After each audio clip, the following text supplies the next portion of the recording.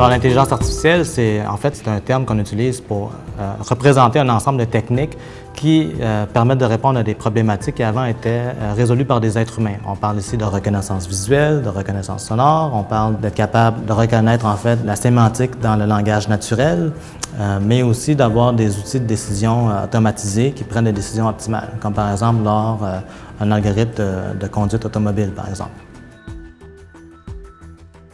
La façon dont moi je le vois personnellement, c'est que l'intelligence artificielle aujourd'hui, c'est plus un outil additionnel à la décision. Quand un médecin utilise des tests sanguins, des radiographies pour donner un diagnostic, il utilise en fait des outils technologiques pour lui permettre d'avoir de meilleures précisions sur son diagnostic. L'intelligence artificielle, en fait, ça va être un outil additionnel. Quand on va avoir des montres intelligentes pour détecter des arythmies cardiaques, bien, le médecin, en fait, va pouvoir utiliser cette donnée-là, en plus de l'algorithme qui va être derrière, pour faire des prédictions par rapport à des diagnostics. Je comprends que l'intelligence artificielle amène beaucoup d'incertitudes par rapport à la précarité d'emploi, etc. Mais pour moi, c'est vraiment un outil additionnel pour pouvoir aider justement les êtres humains à être meilleurs dans leur job, à être meilleurs dans leurs emplois et de consacrer leur temps dans des problématiques plus complexes. Donc aujourd'hui, l'intelligence artificielle est quand même utilisée à toutes sortes de secteurs et d'industries. On parle principalement aussi dans les applications, par exemple, que ce soit dans le mobile. Il y a des applications qui ont déjà des algorithmes d'intelligence artificielle pour permettre soit d'identifier des objets ou d'identifier des visages plus rapidement.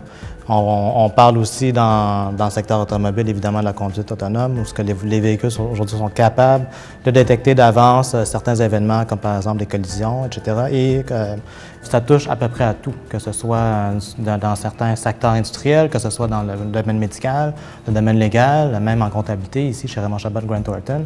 Ça va vraiment toucher à tous les secteurs. Donc, on a plusieurs exemples que vous pouvez lire dans les médias, mais aussi dans le milieu entrepreneurial.